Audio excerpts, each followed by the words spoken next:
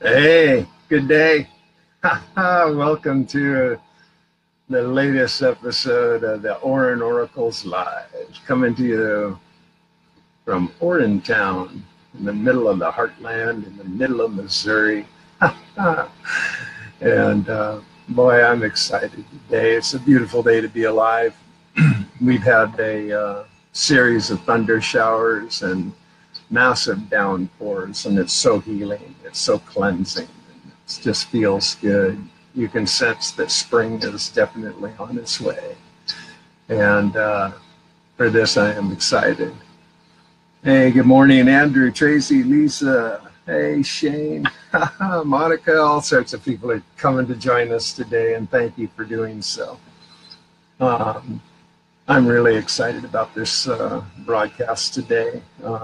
Jordan is really a unique and beautiful human being, and he has brought a lot to the table over the years, and he's going to share a lot of wisdom and a lot of experience with us today. And he is here. He's standing by, so there'll be no glitches. He's on audio because that's going to be the best feed for him, and so we're going to be rolling that way. And I do want to remind everybody that we do this every week on Tuesday, same time, same station, same place. And next week I have the privilege of bringing Monica Swift. She's going to be bringing some of her enchantment and wisdom to the conversation. And the week after that, on the let's see, I guess the 3rd of March, I'm going to be joined by Brian Smith and Graham Hart, who were kind enough to invite me into their radio program over in the UK and Ireland. And they're really charming, really enlightened. And then Lana Love's going to join us the following week. And I've just had a conversation with Monica Shute, and she assures me she'll be a guest here. She's busy working on her book. So it's been a real humbling experience, a real privilege to be able to invite such distinguished guests to participate in this format with me. And I am honored to have them as a part of the experience. And so I've got Jordan. He's hanging right in. And say hello, Jordan. Hello, everyone. I'm also very honored to be here and be a part of this. This is awesome. Everybody here, Jordan, okay? Give me a thumbs up or something. I trust you do. We haven't had any audio problems with this in our past experience. So I'm just going to trust you can hear Jordan just fine. So Jordan, let's talk about your beginning. Let's start there. How were you introduced to urine therapy, and shed some light on that? Well, yeah, it was probably around 20 years ago when I first got introduced to it. I was doing a Vipassana meditation course, and those are usually typically 10 days long, where you meditate anywhere from 6 to 8 hours a day, and you don't look at anybody in the eye or anything. I don't know if people are familiar with Vipassana, but it is an amazing experience where you get in contact with your inner self and, you know, your inner mind and all that. So a guy at the end of it had told me that he had been drinking his urine throughout the Vipassana and kind of didn't really tell anybody. He just kind of did it on his own. And I right away intuitively thought, oh, that makes sense to me, you know, that makes sense. So I tried it a few times then, but it wasn't until about maybe 5 years later that I really started getting into it. So it's been about 15 years where I've really practiced it on a more of a regular basis. But yeah, I learned about it about 20 years ago, and so that's kind of how the history of how I got into the urine therapy was through a Vipassana meditation course. And illustrate some of the direct effects that you've experienced. Well, one thing I noticed, is like right away, it definitely makes me feel calm and peaceful, and I get a real sense of, that it's fulfilling my soul on a deeper level than just nutrition or whatever. There's a deeper level because there's a real spiritual connection between you and your own personal urine made perfectly for your own body, as most of you already know. And I mean, part of some of my other history I may want to mention too was some of other healing and health protocols, not just the urine therapy, because you've also talked that you open the gates to all different healing modalities and stuff like that. So I would like to briefly touch upon kind of the liver, gallbladder flush, and enemas in general, including aged urine enemas, coffee enemas, probiotic enemas, these kinds of things, fasting. Well, what actually has happened is my father, my dad, is a spiritual healer, and he is a certified chiropractor for about 25, 30 years, one of the world's best. He is just amazing. And so he goes to conventions and healing workshops all around the world over the last 30 years. And so he's brought in a lot of these things to me, and he practices urine therapy as well. And so it's amazing to have a father that can guide you into all these healing protocols and be, a guide for you and doing the proper research and all that. So I would like to include my dad into my discovery of urine therapy, as well as a lot of other health modalities. Yeah, what a gift. That's amazing. Yeah, that's remarkable.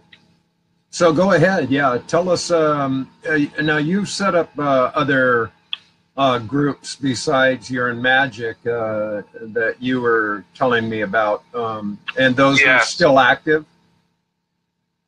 Yeah, they are still active, but I must say I don't give as much time and commitment to them as I kind of should sometimes.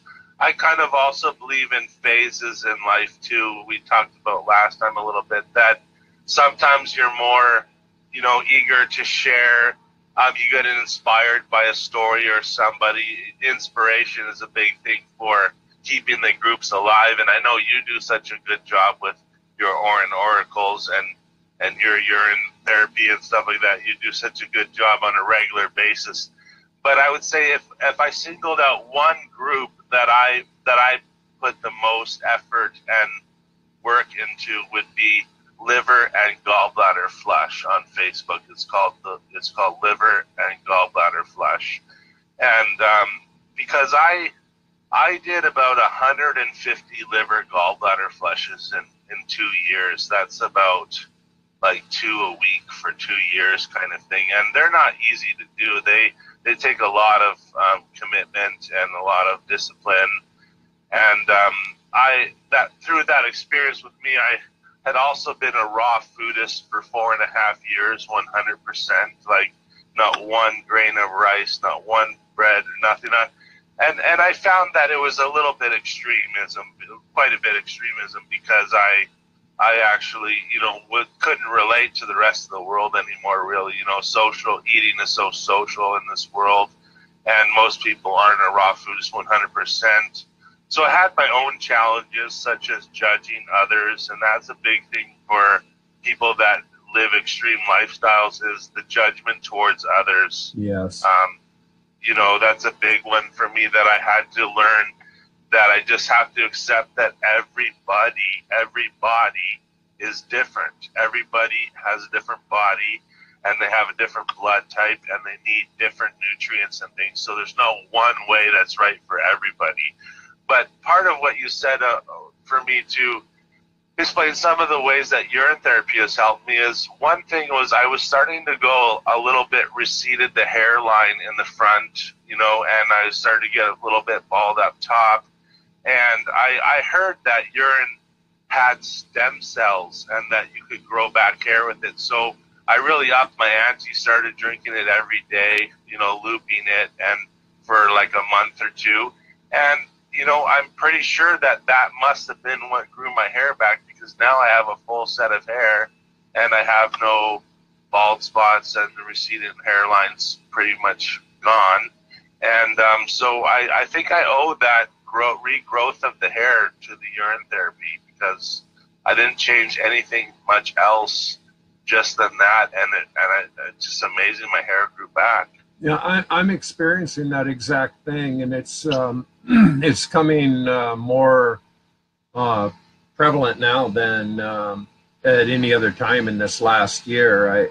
I can see my hair regrowing. It's getting thicker and fuller. The gray's just almost virtually gone, and and I never, I've always had a high hairline.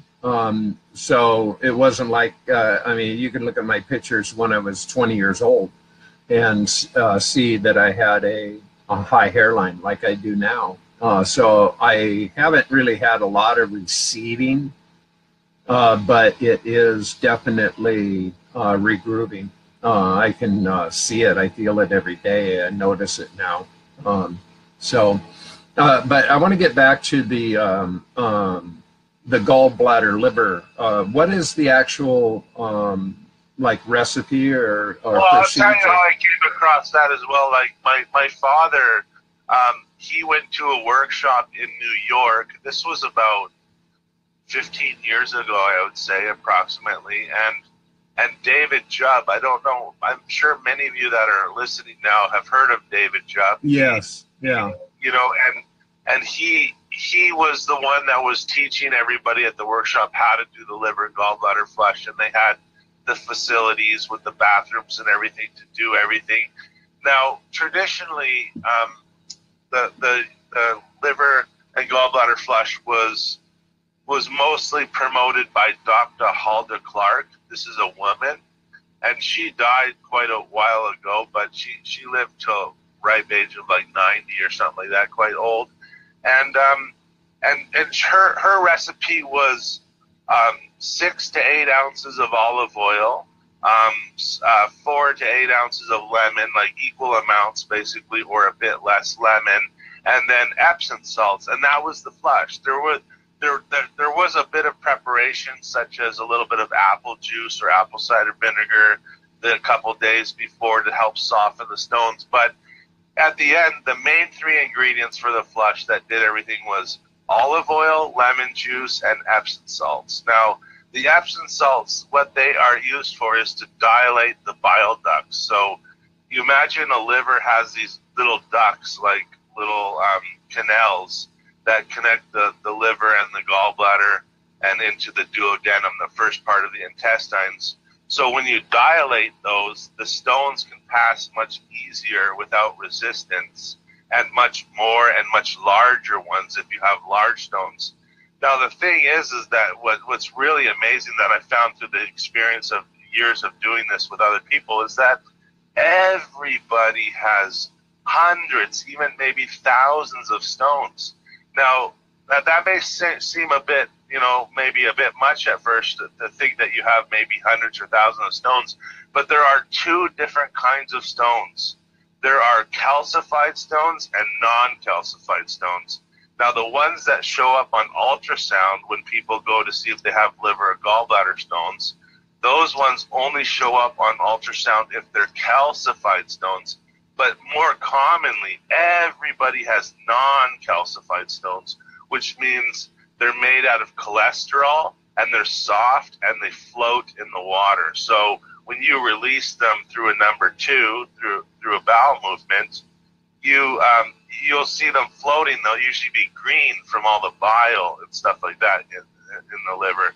So the thing is that even ultrasound technicians that look to see if whether people have liver or gallstones, they don't see the non-calcified stones.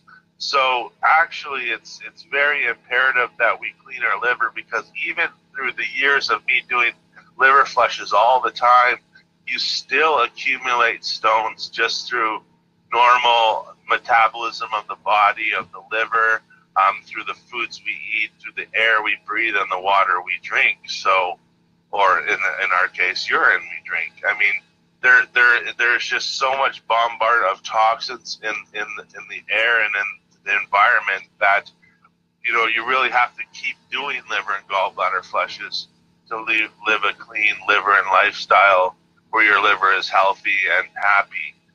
Now, I want to just back up a second because I want to get clear about this procedure. Now, involving the Epsom salts, is this mixed in with the olive oil and lemon juice all as a cocktail or separate? How does that work? No, it's separate. So what you would do typically is you would sip the olive oil and lemon juice back and forth, little sips at a time over a 1 hour period. Now your stomach can only release like a teaspoon of olive oil every 10 minutes or something like that. So it does no good just to guzzle it all down really fast. That will usually lead to vomiting and nausea a lot of times for people. So it's best to do it, sip them alternately back and forth. But I forgot to also say that, so that was, Dr. Halder Clark was kind of the first one that did the biggest promotion of the liver flush. Then Andreas Moretz, he also died recently, a couple of years ago, I guess it's been now, but he promoted the liver flush, the exact same flush as Halder Clark, which is the olive oil, the lemon juice, and the Epsom salts. Their preparation varied a little bit, but you know, but the main recipe was the same. Now, Dr. David Jubb, he brought in to the factor a coffee enema as well as niacin B3, which is vitamin B3, which also dilates the bile ducts. And it's a healthy alternative for people that can't have that much salt, whether they have a kidney disease or whether they just can't stomach the Epsom salts. Now, the Epsom salts, when you do take it, you take it in a little bit of water, like a half a cup of water, and you stir it in, and then you drink that. Usually, most people like to do it after they sip the olive oil and lemon juice, like an hour after. Now how much? How much of the Epsom salt? Like, usually most people do anywhere from 1 to 2 tablespoons. Some people experiment doing more, but that's the standard, 1 to 2. And that's in like a cup of water or something? A half a cup. I see. Half a cup of water. You don't want too much water, but you want some to dilute it. But what I highly recommend too is that, because David Jubb brought in the coffee enema. Now, if you've heard about the coffee enema has been used as, like, in the Jersin therapy. If you want to look that up, Jersin therapy is a natural cancer treatment, because the coffee, when it goes into the lower colon, it stimulates the liver to dump toxins. And I'm talking to the point that I've done coffee enemas where I've released hundreds of stones, the same green stones, which then proves to those people that call the liver gallbladder flush fake, and they call it soap stones, is the word they use, soap stones, that it's made from the olive oil and lemon juice and Epsom salts. And I have gotten the same stones through fasting, through coffee enemas, through castor oil liver packs, and there is no olive oil in that. There is no Epsom salts. So for 100% certain, I mean, how could you get a green stones coming out with just a coffee enema? You know these are real stones, then it proves it, right? Yeah, so, it makes a lot of sense. Now, just to complete my understanding for myself, which I'm sure other people are curious, when you do this procedure, so you start by sipping 4 to 8 ounces of equal parts olive oil and lemon juice, depending on what. Well, it's not so cut and dry that it's got to be exact amounts. Now, because some people find that they don't need the full 8 ounces of olive oil or the full 8 ounces of lemon juice. Some people will do like 4 ounces of olive oil and even just 2 ounces of lemon juice. I think when you're starting out, you don't really need to do the full amount because you want your body to get used to it and to see it as a food. When you first introduce it, it's a bit foreign, and you can get vomit and nausea going, and then you kind of can ruin the flush if you vomit too much of the oil out. Okay. Then, now I just want to complete my thought, please, and that is, so you want to be patient about it. You sip these things over the course of an hour, and then you drink the Epsom salt water mixture. And is that also a sipping process? And my final question is, how long is the cause and effect? Once you do this procedure, what are you looking at time-wise, frame-wise, that you might start? Well, you're basically looking at the next morning, you're going to release the stones out your bowel movement. So, and it's not painful. It's not painful. So some people prefer to do it in the evening. So when they go to sleep and they lay on their right side, is best to lay on your right side. But I also highly recommend doing a castor oil liver pack. And this is what you do for that: is you put a cotton like flannel, like a rag, and you soak it with castor oil. You place it over your liver, which is on the right side of your lower rib cage, and that should be like an 8 by 8 inch cotton rag. And then you soak with castor oil, and then you put saran wrap over that, and then you place a hot water bottle over that, and that just soothes the liver, and it also prevents you from vomit and nausea, because it really gives you a gentle, like, soothing, healing kind of energy with the heat and everything. So do you have any more questions? I have a quick question that's coming up. Yeah. And Denise says, how often is this kind of flush needed? Now, you said you did it pretty much twice a week for almost a year, or twice a year? Yeah, but I'm a real extreme case. I don't necessarily recommend that for most people. So for just a person of interest, what would you recommend? I mean, to start this procedure, how would you go about it? I would recommend 1 to 2 times per year is about right. Oh, okay. And that would be like once in the spring and once in the fall, because the new moons and full moons are the best time for cleansing the liver. The liver is naturally cleansing on new moons and full moons, as well as the equinoxes and solstices and stuff like that, where you're getting the change of the seasons and you're entering a new cycle. These are the death and rebirth cycles for the body. And so a lot of people will follow like the equinox and the solstice, like that kind of thing, and do it once in the spring and once in the fall. And so that's coming up. Your liver. That's a couple weeks away. Good time to start. But there is a lot to say about preparation. The proper preparation can mean hundreds and hundreds of stones rather than just like 10 or 20 stones. So preparation means, getting rid of any kind of fatty foods, staying low if next to nothing, or on meats, raw foods is what you want for the cleansing. You want to bring in lots of nice salads and soups. It could be raw soups or cooked soups. But you want to stay light. You want to keep your digestive system fairly clear.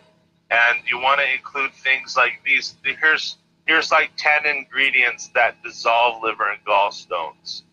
You got kombucha mushroom tea, not the fermented urine mushroom that we're going to talk about. I tested that; it didn't dissolve the stones. But kombucha mushroom tea, urine also dissolves the stones. Because what I did was I did the liver gallbladder flush, got the stones out, put them in glass mason jars, and then poured all of these different substances into the stone with the stones to see what dissolved the stones. Now, also, so we got kombucha, we got urine that dissolves it, and it also dissolves kidney stones and the liver and gallbladder stones, and it decalcifies the pineal gland and pituitary gland. And so then there's also apple juice, there's apple cider vinegar, there is lemon juice, there is grapefruit juice, cherry tart juice, aloe vera juice. There are Chinese herbs like stonebreaker tea called chankapedra. This is a Chinese medicinal herb that breaks up the stones. It doesn't dissolve them. When I did the test, it's known as stonebreaker tea, so it breaks them up and separates them out and breaks them into chunks. Then there's the ultimate dissolver of stones, which is like 100 times more effective than all of the other ingredients I mentioned, which is called Chinese bitters, which contains 2 Chinese herbs. It's a tincture called Chinese bitters, and it contains gentian and blue plurum. And this, when I tested this, like within 1 hour, the stones were all completely dissolved into a liquid. And so this is amazing. But I mean, I've had even people that drank aloe vera juice for 1 month as a testimony came to me and said they went to their doctor, got an ultrasound done, had plenty of stones in their liver and gallbladder, just riddled with them. Then they heard aloe vera juice dissolve the stones, so they drank it for a month. They bought a whole bunch of it, drank it every day, and when they went back to get their ultrasound, it was completely, the stones were gone. So I don't know if that will work for everybody, because like I said, everybody is different. Yeah. So it's all different. But the fact is that these ingredients are known to dissolve the stones. So I highly recommend drinking those products three days to a week before doing the flush to soften the stones and get the liver and gallbladder ready to do the flush. I also recommend doing daily coffee enemas leading to your liver gallbladder flush, because as I've said before, I've even gotten out the stones with just the coffee enema by itself. Okay, and I want to move on because we got so many other areas, modalities I want to discuss, but I want to address Andrew. He asks, when you liver flush a lot, do you get rid of all the stones, or does the body keep remaking them? And I think you said that the body continually makes them. Was that correct? Yeah, the body continually makes them. You'll kind of never really be stone free. It's just part of the regular metabolism of the liver and the body. And like I said, with the pollutions in the environment and stuff like that, we just continually make them. So we got to do liver flushes once or twice a year, you know, and kind of be on it every year and do it to get less stones. That makes sense. You know, yeah. Now, let's go since the last part you were talking about the coffee enemas, and I know people that do that. Explain how you were introduced to that, how long you've been doing it, and what's your formulation in mixture. How do you go about that? So this is my thing with that is you make the coffee like you would as if you were going to drink it, the same strength, the same everything. And I was introduced that, like I said, through David Jubb, who taught my dad, who then taught me. And that also, the coffee enema dilates the bile ducts as well, just like what the Epsom salt and the niacin B3 is doing. And so it's just a powerful liver purge. Like it purifies the blood. It releases a whole bunch of bile, and the bile flows and pulls out the stones and gets the liver moving the bile. So I can't say enough about the coffee enema. Like for me, I prefer the coffee and then the niacin over the Epsom salts for me personally. Some people prefer the Epsom salts instead of that. Everybody, again, is different. But for me, I can't say enough about the coffee enema when used in combination with the liver flush that it makes the flush so much more powerful. Now, I never had done any of these modalities until I was introduced to urine therapy, including enemas. That was a whole foreign idea to me. And basically through my introduction to it, and that really actually came from Monica Shute. I've only done aged urine enemas, and I actually enjoyed them. And I found positive results by just utilizing that technique. Do you have a comparative note or an opinion about that? Well, for me, like I've taught a lot about enemas on Facebook and especially YouTube, where I take the enemas to the next level. Most people that do enemas do say anywhere from 16 to 24 ounces. Now, specifically with the coffee enema, though, you don't need to do large enemas with the coffee enema, because the only part that stimulates the liver to dump toxins is the lower colon. So you only need to do 16 to 24 ounces. But what I would like to touch upon is that through other years of doing coffee enemas is that I realized that the Gerson therapy and stuff that do a lot of coffee enemas for their cancer treatment, what they do is they end up stripping the intestines with, they strip the intestines of nutrients and the friendly flora, the microvilli that are in, because coffee is quite acidic. And when you reach in the higher levels of the intestines, it's not meant to be acidic. It's supposed to be a little bit more alkaline, especially the small intestines. Has a valve, the sequel valve, I believe it's called, that connects the upper and lower intestines, which keeps out bacteria and stuff. So what I found is that if you're doing a lot of coffee enemas and you're getting a lot out of them, is that you really want to reseed the intestines with friendly beneficial bacteria, like with Rejuvelac or kombucha mushroom tea or fermented urine enemas, because then you reseed those intestines with the friendly beneficial bacteria that's going to create the perfect environment for the absorption and of nutrients. Right? Yeah. So if you do a lot of coffee enemas, it's good to take a break and do probiotic enemas for a week or two, and then let it sit in and settle in. Otherwise, you can strip the intestines of its microvilli with the acidic coffee enema too frequently. Yeah, that makes sense. Now, Denise is asking, with the raw diet, you'll get these stones, and I'll just say yes, but based on everything you've said thus far, that the stones are a natural occurrence. They just reappear regardless of your diet. Is that a correct statement? Yeah, but I mean, to the degree they come back, of course, it'll be a lot less. The cleaner you eat, the less the buildup of the stones happen.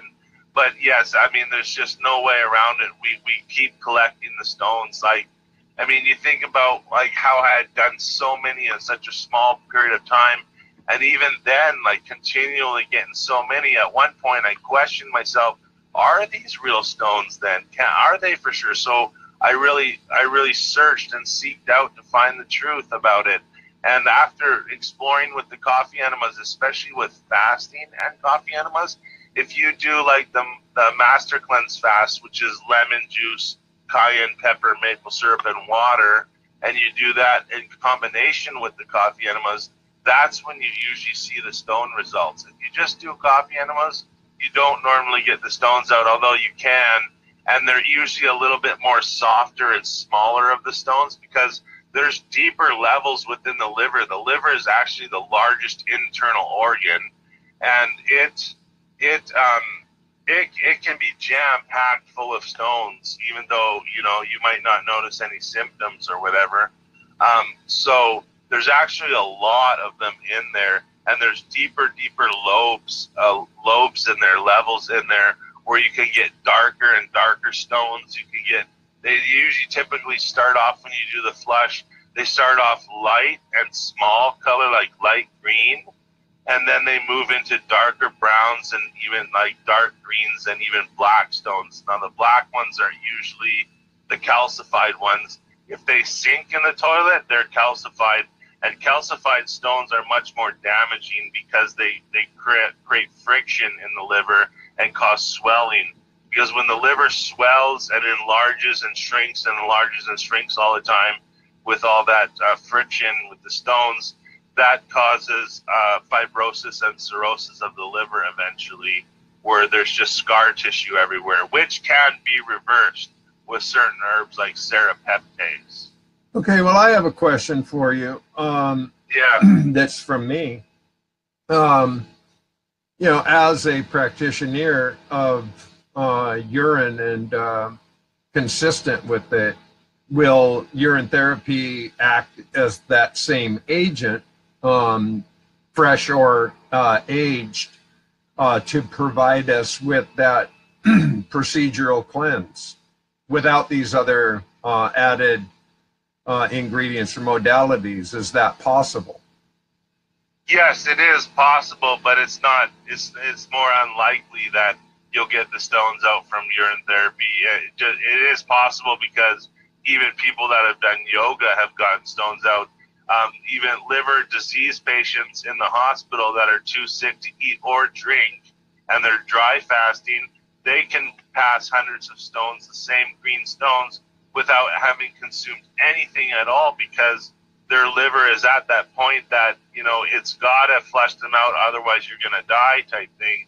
So when they fast and they stop eating and drinking, their body natural, you know, thing, then they can pass the stones. So anything can pass the stones potentially, but the liver gallbladder flush is more a surefire thing, you know? Okay, well, and again, in reference to what prompted my question was about the decalcification process, and I've experienced that dramatically within my body from the early on doing the urine therapy. I saw a dramatic change in the decalcification. So when you make reference to the two variables of the stones, the liquid ones and the calcified ones, would the urine therapy be naturally addressing the liver like it does the other aspects of our body in the decalcification process?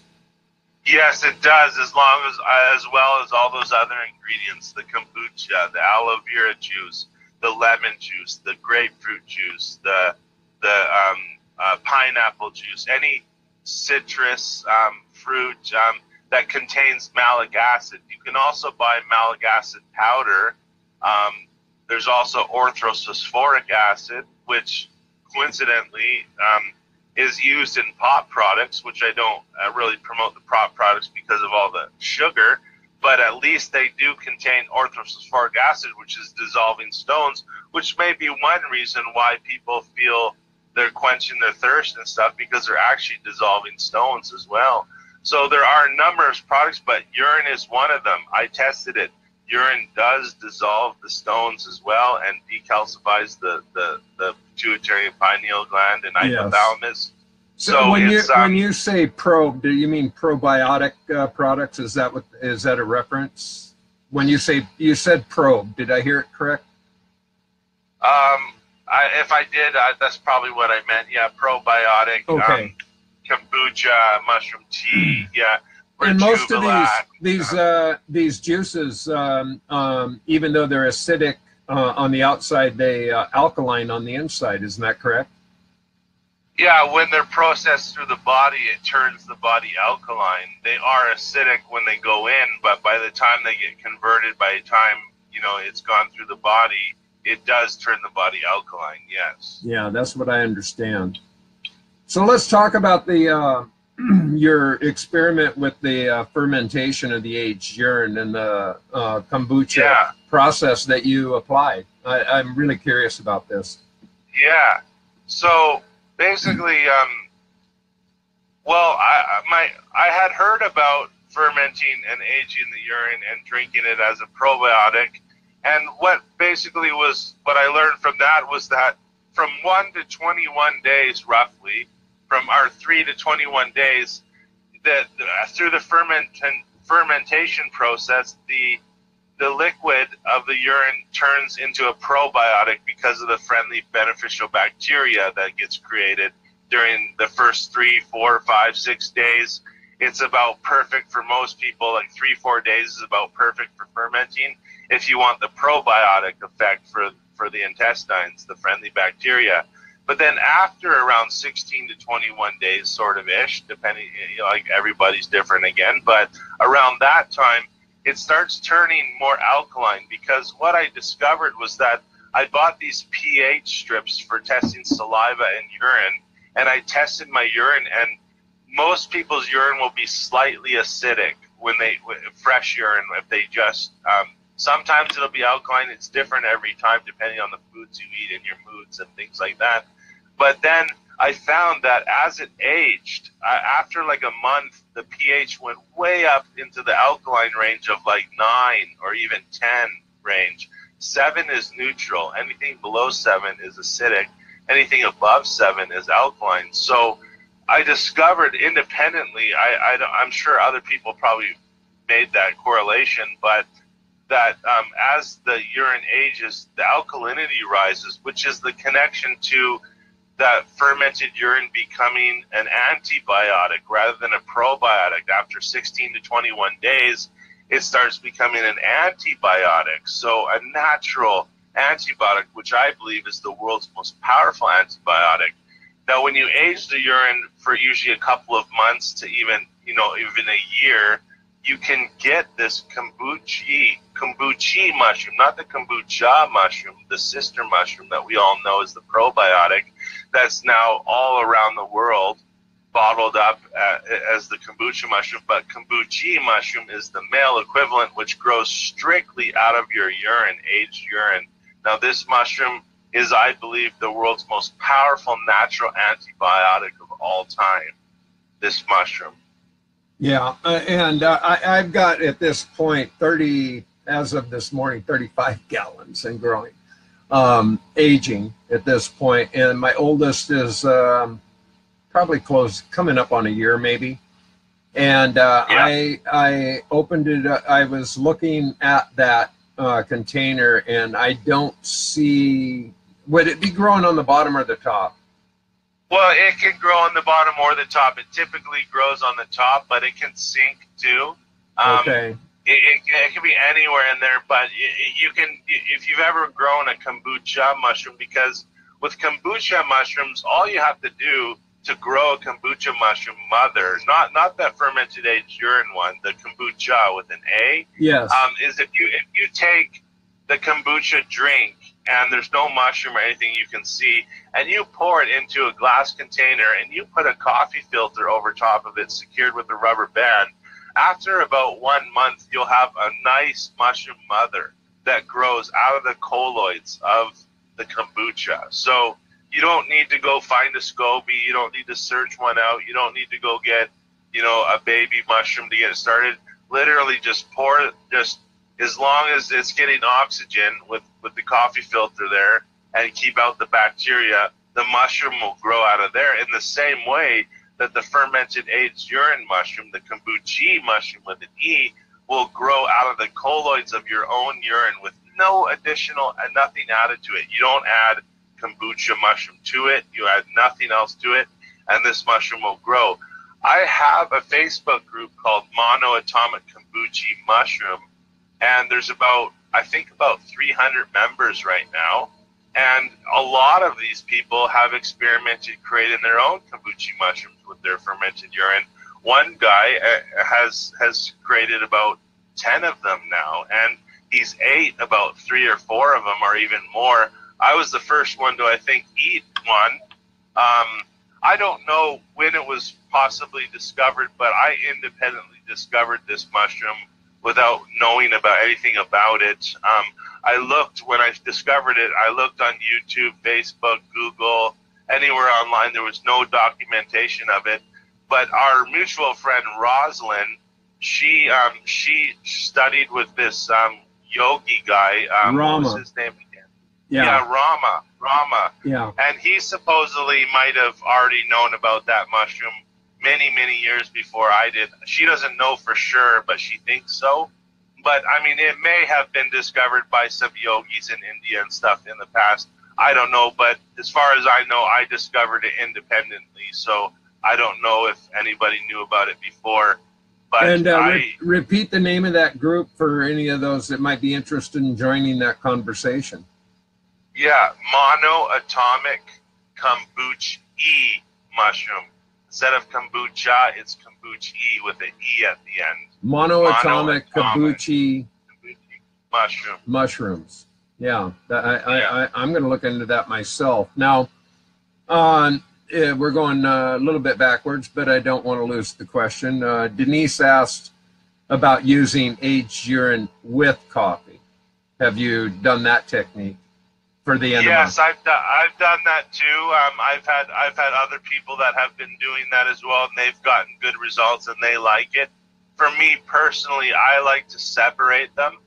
I like to do the coffee enema on its own, but I do like doing fresh urine with the coffee enema. It's just the age stuff I like to do on its own powerful medicine. Yeah. For me personally. Although there's no problem. There's no problem if you do use it. It's okay. Right. Yeah. And when I do, whenever I do my enemas, which I haven't had one for a bit now, but I use aged, but it's my more contemporary age. So it can be a matter of several days to several weeks as opposed to months.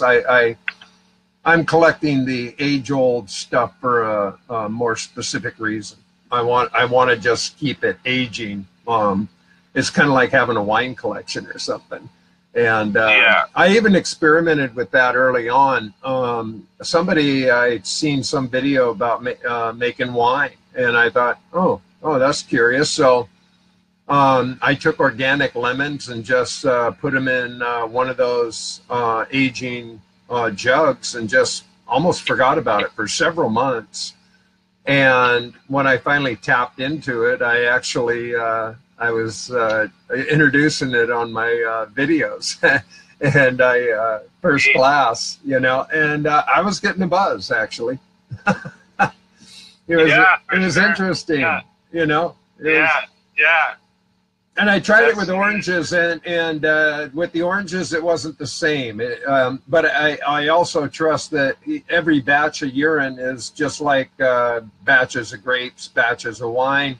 It's a living organism, and it takes on a life of its own. So to just duplicate any process and expect the same results, I think, is a little bit ridiculous. Would you? Yes. Would you think? Yeah. I mean, because it's a living organism. Yes, when the mushroom is present, it's a living. Yes, a living. Yes.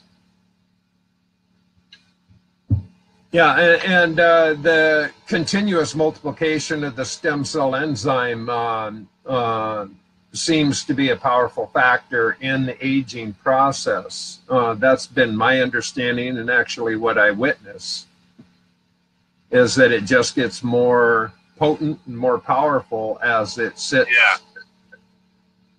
Now, it is worth noting that because when you age the urine for a long time, the ammonia levels get really high. Yes. Although it's not toxic to the body because it's not enough to be toxic to the body. But the high ammonia levels mean a really high pH, which can burn the lining of the mouth potentially. It doesn't every time. Everybody and every time is different again. But it is worth noting that I personally prefer doing the enemas with the fermented aged urine, especially when it's been a long time and it's a high alkalinity, because the resilience of the intestines is much more resilient than the lining of your mouth. Your lining of your mouth is not meant to have such extreme pH differences. So, well, would you recommend, like maybe cutting it a little bit with fresh urine? Oh yeah, you can dilute it with fresh urine or water or even a juice or anything like that if the taste is not your favorite, because it's been said before, urine is not everybody's cup of tea, so to speak. Like right. It's not, but. I have a T-shirt that says "My pee is tea." Yeah. I mean, yeah, it is, But again, with the aged urine in a oral application, in the oral application, it's probably wiser to experiment with diluting it first and working your way up to see what your mouth can handle, and through your own experience determine how much or how diluted it should be depending on your own personal body, right? Right, exactly. But it's always better to start with less and build your way up rather than just go and take it straight up and burn your mouth or whatever, right? Right, and I have not, I've not done the aged urine orally. I've only done it externally and in enemas. And so, but I do understand it for its potential and power. And so anytime I make reference to that, I assure people you want to take it in small dose no matter what, because it's a powerful cleanser, and you maybe wish you were near a bathroom if you aren't. Yeah, because it can flush right through. Yes, another thing to take note too is that if you ever get a circumstance, a situation where you got bit by a poisonous snake or a frog or anything poisonous that has come into your body, that when you drink the urine, it goes into your intestines, and your intestines is where antibodies are created, right? So when that urine goes in there with some of those poisons, your intestines is able to create the antibiotics to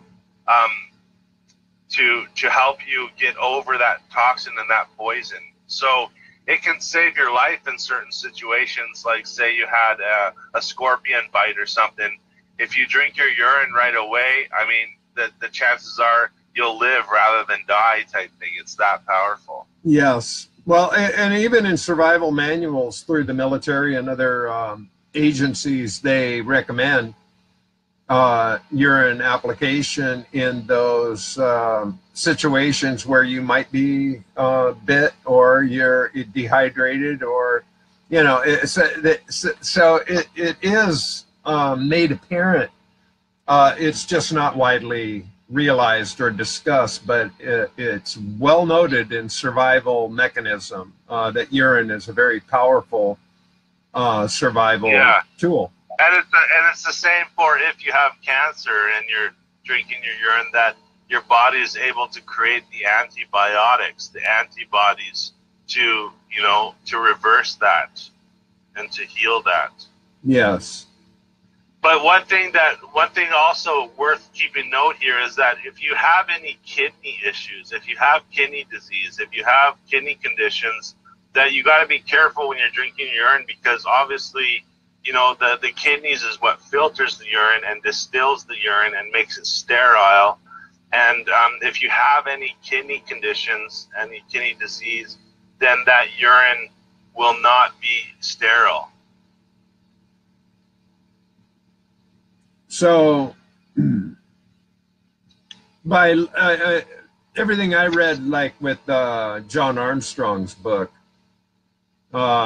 clearly indicated either way that it was medicinal, regardless.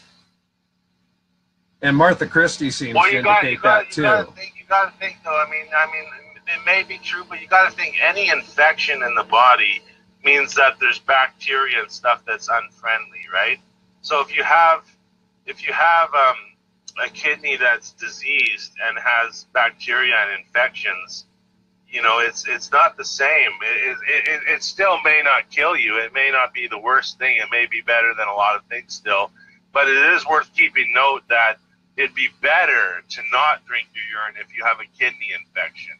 Wait until it heals and then drink it. I see. Right? But in the same token, instead of ingesting it orally, you could use that in rub it in your skin and have positive effects. Yes. Yeah. You're just not. Yeah. You're not looping it back in on an oral, but your body is still going to benefit from its medicinal powers. It would seem to me. Yeah, I would agree. Yeah. Like David Jubb, even I believe one time a kind of a quote from him was that even the bum on the street that, you know, is not eating that healthy or whatever, to him, at his level of urine therapy and all the research he's done as a PhD doctor, is that even the bum's urine is better than that organic apple right there you can eat, like for nutrition and everything. I mean, that's to the extent that he goes with it, right? Yeah. Well, so you never know, and he has done the research, and he is qualified, you know. So well, you never know. A dear friend, Candy, is joined us today, and I've had a discussion with her. She shared this story, but it is a testimonial that's pretty interesting. And she got her brother off of dialysis by using UT. Right. So I think, again, it goes back to almost where we started on the top of this whole discussion to begin with, that everybody is different and that everybody has to address their own issues with a deeper understanding, and you need to listen to your body and trust your instincts. I think because some people may even be along the lines that their body only needs homeopathic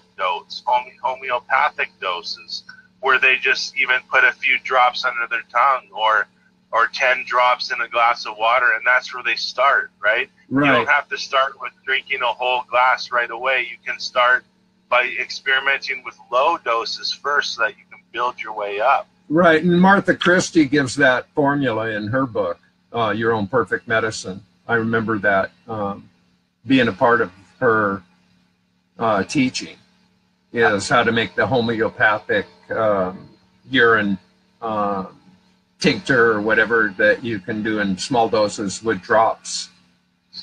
Yeah. And if I remember correctly, that is made with alcohol. Is that tinctures are, yes. Tinctures are made with alcohol, but there's actually a higher level than tinctures is called extracts. Now, they are like 10 times more potent than tinctures, and they don't have any alcohol. So extracts are kind of the next level beyond tinctures. Some people don't like the alcohol. Right. What's your view on like CBDs? Like cannabis oil, marijuana. Yeah, the cannabis oils, and using those modalities. Well, through the years of talking to people throughout the years and having consultations and stuff, I've had a lot of people had a great success with it that had different conditions, and it had really helped them. So I'm a pretty firm believer that it can help some people, maybe not everybody, but a lot of people. Yeah. Well, and I've been a pothead my whole life, so the whole idea of the oils and all that. I'm just an old school hippie, Yeah. I just like pot and smoke it. When and I can go. The last time I had any was like, I don't know, 6 weeks ago or something. So I can take it or leave it. It's not like I have any trip on it either way. I just enjoy it if it's available, and it doesn't matter if it isn't. So, but I've always been a proponent for it. Certainly for its creative aspect. Yeah, and I'm one of those kind of people that was very high strung. So alcohol and pot didn't turn me into a zombie by any stretch. I as a chef, I'd work 16-hour days, and I would just be like pumping all the time. There was no time for anything else except to just keep pumping. And the only time I would stop was to knock down a cocktail or go smoke a doobie and get right back into the trenches. So I don't know. Everybody's different. Everybody is different. I know people that will start vomiting if they had to hit a pot, you know. Yeah. Yeah. No, it truly is that you got to know thyself. There is no one right way for everybody. It's very uniquely, you know, catered to each individual, and you got to know thyself, know what you can and can't do, and what works for you. You know. Yes. Yeah, and yeah, I find that the P is working for me. Yeah, it just works so profoundly effortlessly. I just don't see, for me, I don't see the need for anything as long as I got my P. And I think that all other modalities are really awesome. I mean, I'm very curious about these introductions that you're bringing forth today. I find that to be very interesting and something that I will actually consider here in the weeks to come to give that a whirl. With that gallbladder liver flush idea, I think that's really a interesting idea, and I can pick up some lemons, and I've got olive oil. Yeah, because if you look at the liver, it's the master organ. It's like the engine of the car. It serves thousands of functions, which hundreds of them are vital. You couldn't live without a liver. But because the liver is so regenerative, you can live with only 1/3 of your liver still left in your body. Like if you had to get it cut out from cancer, and it'll still work for you. And I mean, it's used to taking abuse, you know, with all the things a lot of people eat and things, and we're exposed to that, you know, it can take just huge, incredible amounts of abuse and still function without too much pain and stuff like that. But I mean, the world in general is in really crucial need of the learning about the liver and gallbladder flush and taking it to the mass conscious level, because you look at like what yoga was maybe 15 or 20 years ago, hardly anybody knew about it, but now you look at it and it's in every city around the world, tons of yoga studios everywhere. So I hope, and my hope is that the liver and gallbladder flush will be like that one day coming up soon. That'll be more popularized and well known, and people will be doing it, you know? Yeah, well, you know, what we need to have is, you know, detox centers, kitty corner to every Starbucks. Now, you go into any small town and, you know, there's Starbucks everywhere and yoga centers everywhere. I mean, I've seen yoga centers literally across the street from each other, just like Starbucks. And so wouldn't that be curious to evolve to that level of consciousness that instead of going to bars, people are going into and not being forced into a detox center because they're junkies or alcoholics. I mean, a conscientious detox would be that'd be an enterprising idea. Yeah. Who knows? Definitely. We are definitely in the evolution. It is happening. Things are shifting and changing. People are becoming more conscious and more aware. I see it. Even though if you pay attention to the other side, it looks contrary to that. But I don't see it. I see the other. I see the evolution occurring myself. I see more people awakening every day in every way.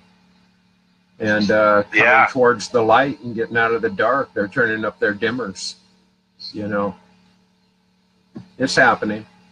Absolutely it is, yeah. And it'll probably most likely be the liver gallbladder flush will probably come before urine therapy becomes the mass consciousness, because that seems more obscure to most people in initial, unless you have some knowledge about the body and knowledge about wisdom of the body and stuff. I mean, some people they don't catch on right away. It's after everybody has, you know, jumped on the train, so to speak, the bandwagon, that then they finally come around to realizing that, oh yeah, I can do that too, right? Right. And well, so, it's even with like colonics. Now, colonics were certainly being popularized back in the 80s. Yeah. Right. I mean, that became Yeah. like almost fashionable to be getting colonics on a regular basis. Yeah. And flotation, isolation tanks. These things Yeah. are, they're in major cities. These are all mainstream ideas. Yeah, like I built one back about 15 years ago. I built my own flotation device there, the flotation tank. And what was your, and I know somebody that did that too in Sedona, Arizona. He had built one in his home. And well, I specifically wanted I wanted to try to induce an out-of-body experience. That was specifically what I wanted to try and do. Yeah. I always wanted to believe that, you know, there would be some way of traveling outside the body with just your consciousness or whatever. And I wanted I'm a truth seeker. I wanted to know, is it possible? Can I do it myself? Can I experience this? I was never able to do it, but that doesn't mean it's not possible. It just means I didn't do it. Right? Well, they explored that with William Hurt in a movie Altered States. That I think that is early 80s. That's an old movie of Altered States, and that's what they were doing is psychedelics and isolation flotation. And I did it myself in New York. Back when I lived there, it was a gift, a wedding gift that I was given several sessions because one of the people in my organization owned the tanks, and it was pretty remarkable. Now, what did you, as far as the salination, what was your formula in order to create? It was a lot of Epsom salts to get the flotation going. Right. So proportionately, it was an excess of the salts over the waters in order to create the buoyancy. Yeah. But it was a lot of work too, because you know you got to change it regularly. It's a little bit expensive too, and you know I after a while I kind of lost interest because I wasn't having the out of body experiences I was hoping to have, and it was very therapeutic though. I mean, you know, with no sound and no, you know, all your senses just kind of deprived. I mean, your imagination just goes wild. It's like having a dream consciously, you know? Yeah, I found that to be, it really wasn't quite an experience to be literally laying on water and, you know, floating there. It's interesting because it's like being on a waterbed without any separation. That was my experience, and laying on it and having this floating feeling. It was pretty cool. I liked it actually. Yeah, it's great. Yeah. For sure. I want to also talk about your profession a bit, if you don't mind. For those who don't know, Jordan is a magician by profession. Tell us about how that all started for you. So that started about 13 years ago. I mean, even when I was just a young child, like maybe 7 or 10 years old, I remember watching David Copperfield on TV, and you know, he had this card trick where there was a bunch of cards on the screen, on the television screen, and he says, go and put your hand up on one of the cards, and then he eliminates all the cards, and it ends up being the card you put your hand on. And even to this day, he's got that same trick on YouTube from the original footage that he made about 15 years ago, or no, even longer than that, 25 years ago or something. And that's where I first got introduced to it. I was watching TV, saw David Copperfield, and then I started watching all the magic shows when they were there.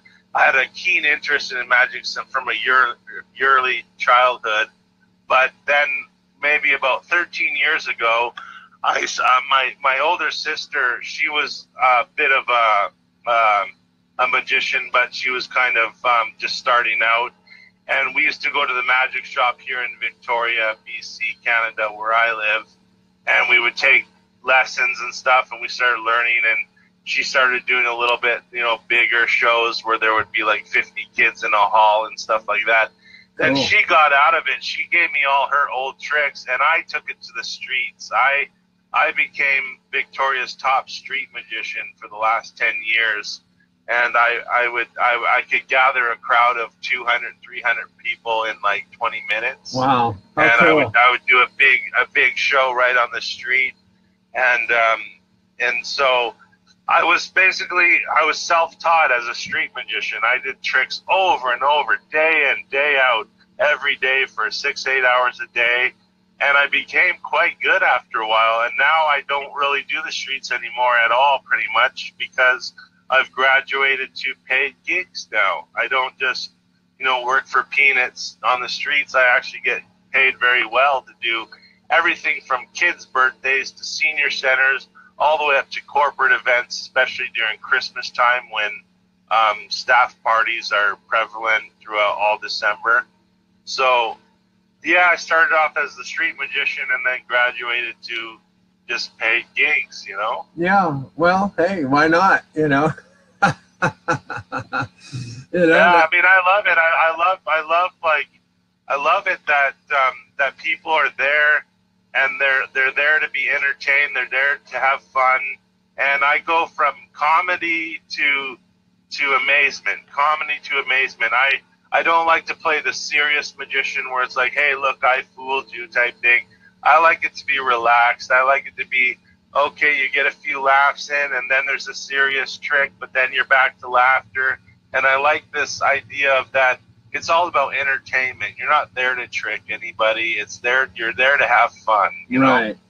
Well, it's the differential of being I classify myself as a performer. I don't pigeonhole myself in any specific. I don't call myself a musician or a poet or a stand-up or anything. It's just performing. Whatever appears, I allow it. And I use all sorts of formats in order to perform whenever I do, which has been a while. I haven't done that. But I always enjoyed it. I enjoy being entertaining and performing in front of people. It's an honor.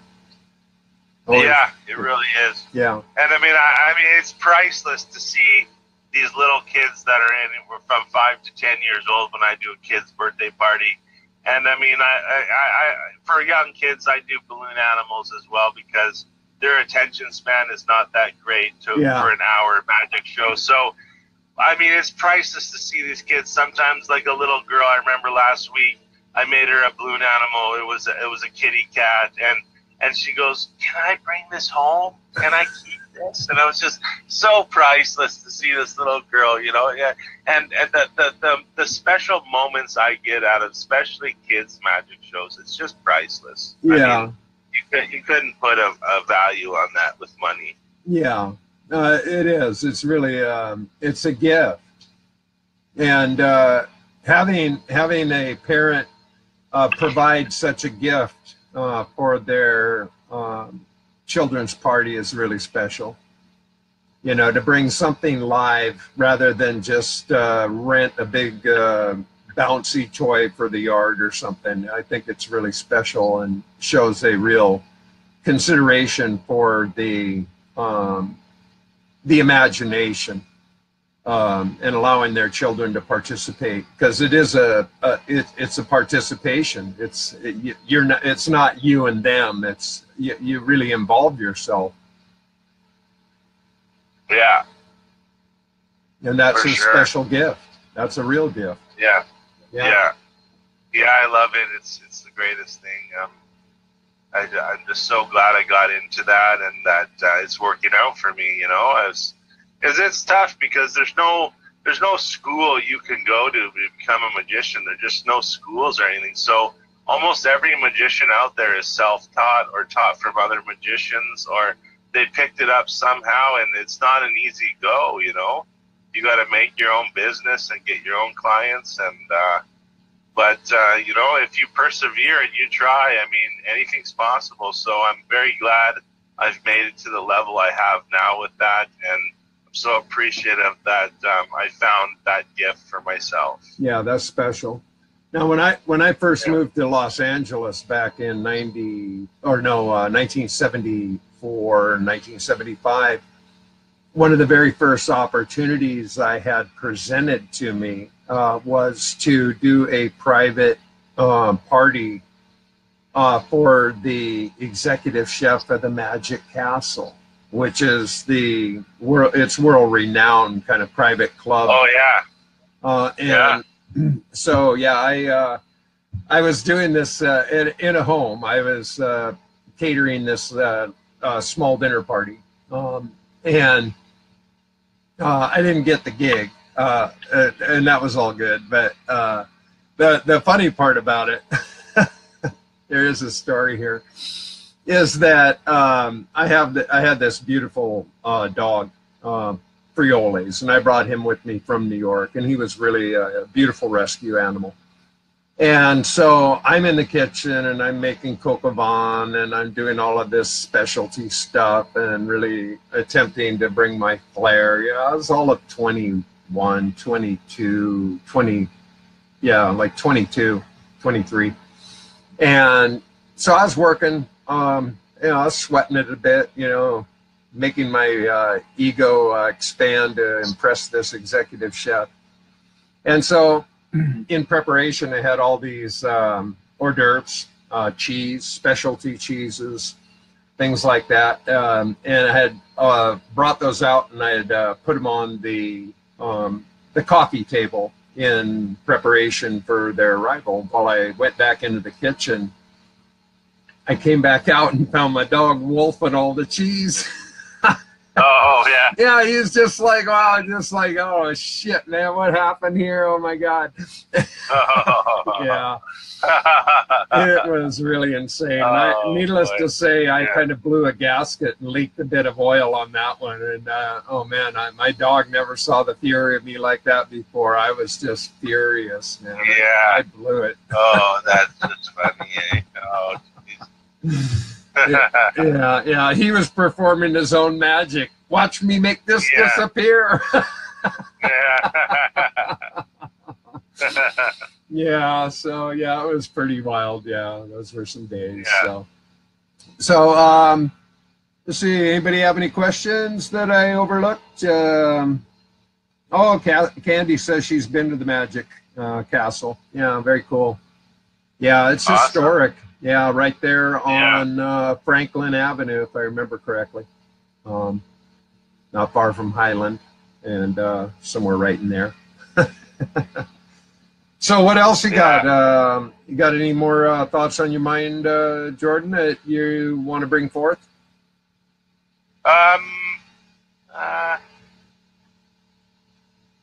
Yeah, maybe if anybody out there wants to see a more detailed look at some of the additional ingredients you can use for the liver, gallbladder, flush, I believe I have a website still up and running called liverflushers.com, liverflushers with an S.com, that goes into much more detail about the additional preparation and things you can do for the flush if you're interested more about the liver gallbladder flush. Or you can always take a look at the group Liver Gallbladder Flush. It's the one that has about just over 4,000 members.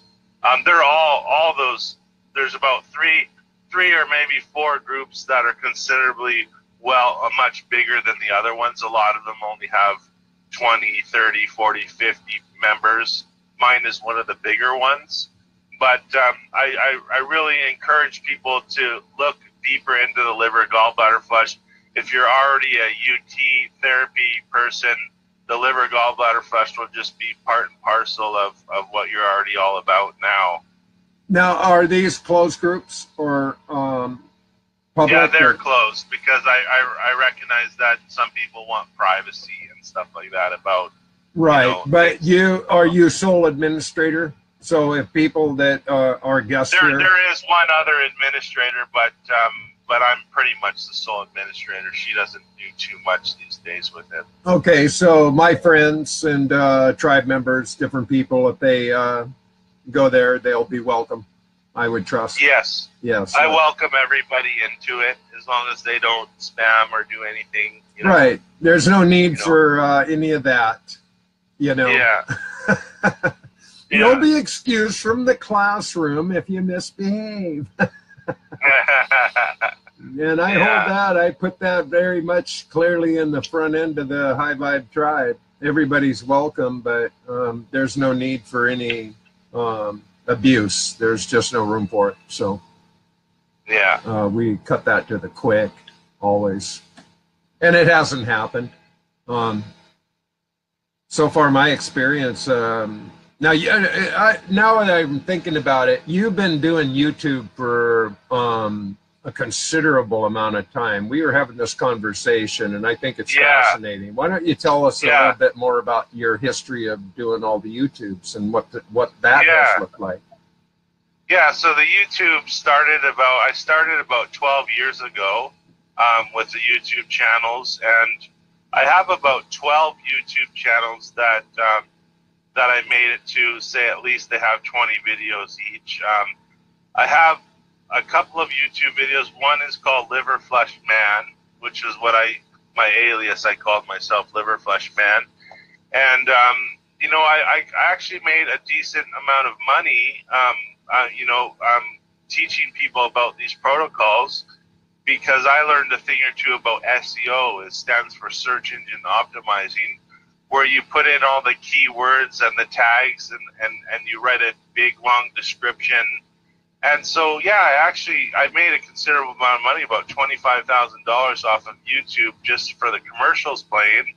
And, I mean, I've helped so many people with the liver gallbladder flush, especially with comments and questions and all that. And I've really gained so much from it. I took a break from it all, though, because as we talked about before, you start to run out of things to stay with unless you start repeating yourself over and over. So I kind of took a break from it and I continued to answer questions and comments for people. But it's been an amazing journey of, you know what time goes into creating videos and uploading them and all that. I mean, a considerable amount of the last 10 years, I put many hundreds of hours, you know, into promoting all this and teaching people about things. And it's been very gratifying. And I just so appreciate that YouTube exists where you can share to so many people like that. Yes. Well, and this is why I have chosen this formatting and basically moved it down to a 3 shows a week, because I was doing it daily. I'm up to 291 or 2 videos now in just over a year. And wow, that's incredible. Yeah, when I look back and realize the literally thousands and thousands of hours that I invested in that effort, I almost get dizzy thinking about it. Yeah, you know, but the beauty of it is once you put it up there, it's up there potentially for the rest of your life. Yes. You know? Yes. And then you never know what people are going to see it later down the road when you did all that work 10 years ago or even 20 years ago. I see that even with Andrew Norton Weber. I mean, people keep him alive, even though he has, you know, selected to not participate at the level he was for whatever reason. And but I'm liking what I'm doing now. Basically, the ORIN Oracle Live thing, I think, brings a lot of information to the table. The guests have been extremely interesting and bringing a lot of knowledge, and so I really enjoy this format. And I just started just this last month with my Q&A show, Casey Caban Q&A live with a Saturday morning cartoon show. And I'm having fun with that one.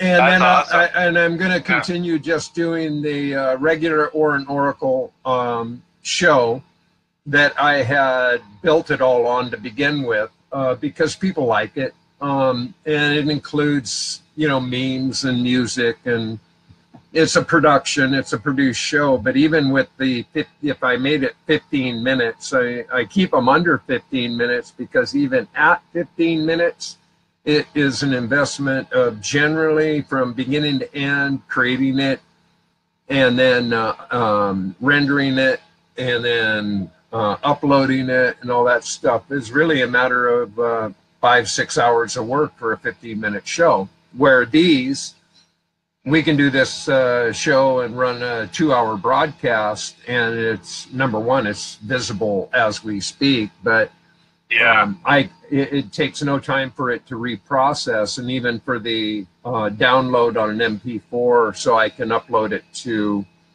YouTube, is pretty expedient comparatively.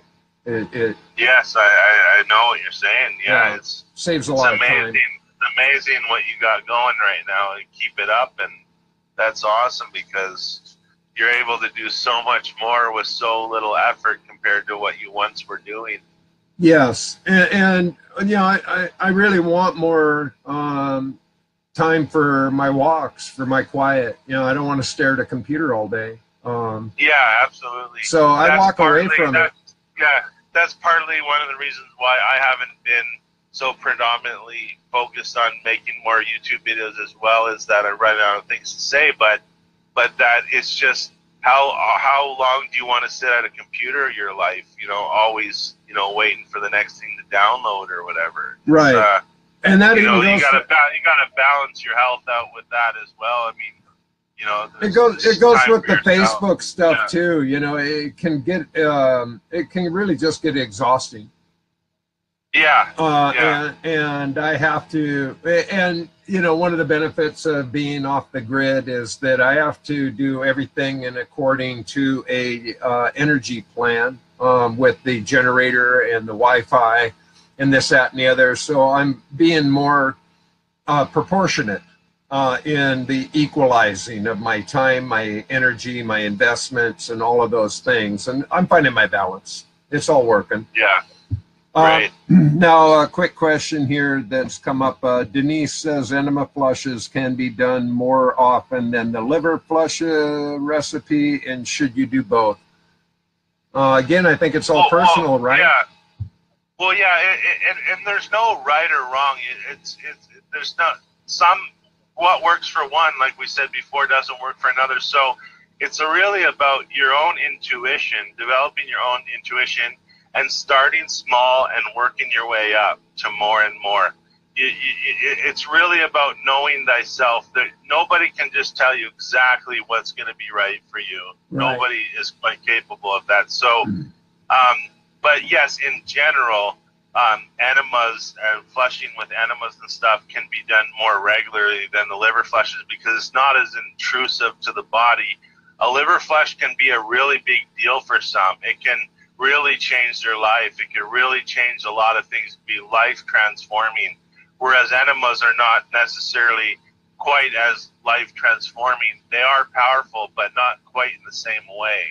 Yeah, well, when I started my enema process last year, I was a little tentative at first, just like with the turpentine and the diatomaceous earth and, you know, other elements that I was applying. But after that first one, I was like, wow, this is kind of cool. And so yeah, I turned it into a daily.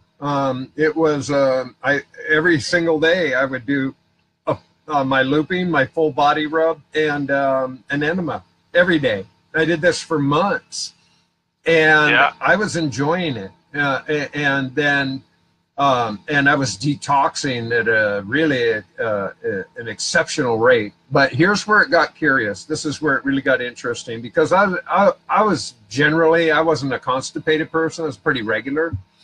And so I'd have that, I'd go to the bathroom, I'd go to the toilet, and, you know, no worries. And then I'd do this enemas, and it was amazing how much was being expressed. And but the more important and curious part came in the much later stages. And it went on for weeks.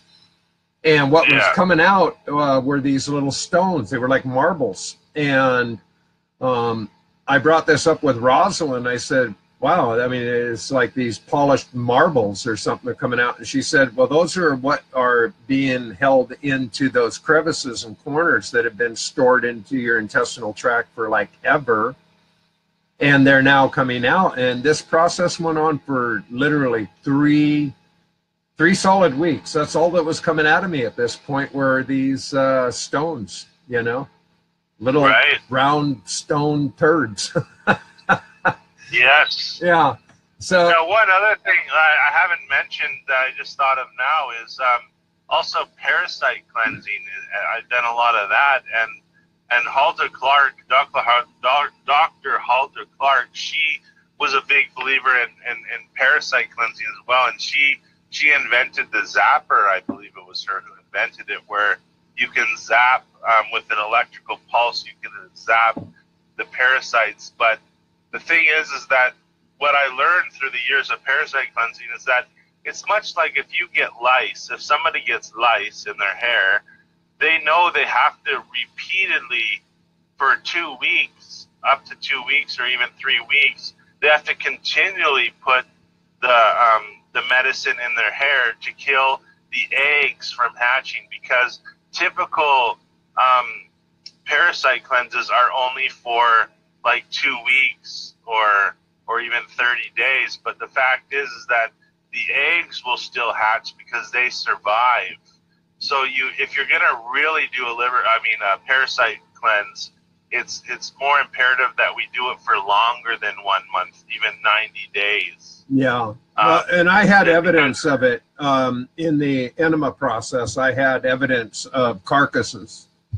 Yes, and that is one of the problems with parasite cleansing, is that you kill all these corpses. Now they're all in your bloodstream, and you got to get rid of them, because dead corpses in your body is not a good thing either. So we really have to be careful about how we do the parasite cleanse. Yeah, that's curious. Yeah, that makes sense. Corpses, because I mean, if you get thousands of dead corpses of parasites, that is toxicity to the blood, right? Yeah. No, it makes perfect sense. Yeah, it does. Yeah. And I know that. But then again, I mean, the parasites will grow back. You know, it's like the liver flesh. You have to keep doing them too.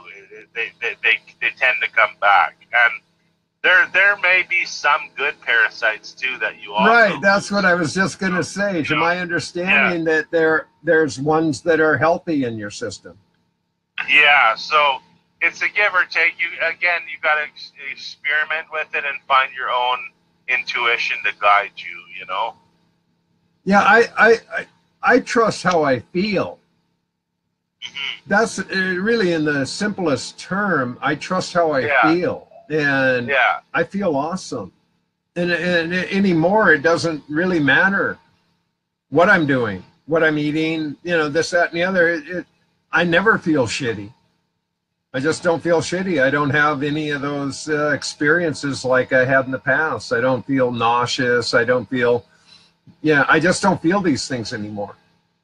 And even if I wake up, I can wake up, and because I, sleep in the bed and not on the floor on my back or any of those things, I can have a sore hip, or, just feeling a little body fatigue from being in bed.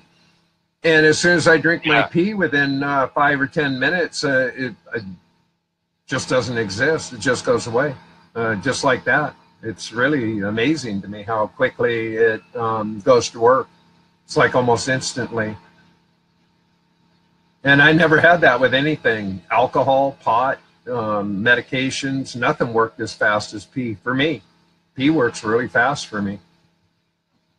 Pee worked for me. Yeah, pee works for me. And it's free. And I know exactly what's in it. I don't have to look at the bottle.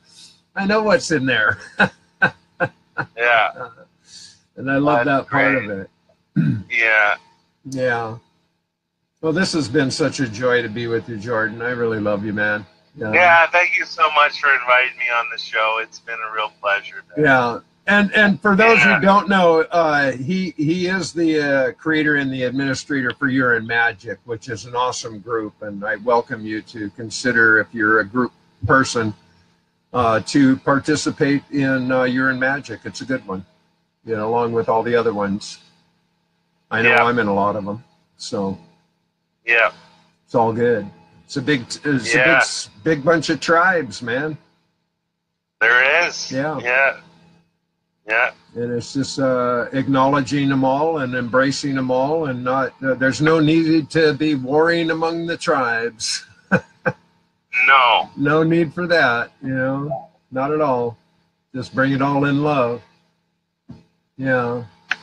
So unless anybody has any questions or you have anything else you'd like to add, I feel we've covered an awful lot of territory in this broadcast today. Yes. And I don't see any reason to just drag anything out for I think we basically touched upon most of it, and maybe if I think of a few other things, we could have another go at it. Yeah, absolutely. You're always further down the road, you know, and see where we're all at with it. Absolutely. Actually, at some point, I'm going to look at creating a format that will be able to have a conference, so to speak, and I'll look at how I can develop that effectively and efficiently. This isn't the format to do it on. I realize that. Yeah. But I want to bring, I'd like to bring several people into the circumstance to allow for a whole broad spectrum of conversation and elevation to occur. That'd be great. I would love to see that. Yeah. So all in good time, right? Yes, absolutely. Yeah. So so I'm going to just go ahead and remind people, if you'd like to participate with the ongoing process of me getting my book published, which is now in the hands of the publisher. I do welcome donations, $25 or more. $25 will guarantee you a signed and numbered copy of the book upon completion, as well as being listed in the acknowledgments. And you can do that participation if you choose. That's at paypal.me/WEEDU. And again, I want to remind you that Monica Swift is going to join me next week on this broadcast, and I'm looking forward to that. She runs Urine Therapy, the one spelled in capitals, so she also brings a lot of knowledge and information to the table. She's been doing this for a while and has a tremendous story to share. And I hope you all have a beautiful, wonderful, marvelous day. I love you all so dearly. And it's really been a privilege to hang out with you today. And so, one more thing. Always consider the Water Life Symposium. It's a beautiful opportunity to really get together in communion with fellow pea drinkers and some beautiful family there. And that's going to be in Las Vegas, September 21st, 2nd, and 3rd at the Westgate Resort. And you can get your registration done at thewaterlifesymposium.com. Registration for this event is only $35. Wow. And so, with all that being said, keep your peace together, and boom! Ha! You just been loved. Ciao for now. Say goodbye, Jordan. Right. Goodbye, everyone. Thank you. Thanks again, man. All right. Okay, we're out. Okay. Bye-bye. Bye-bye.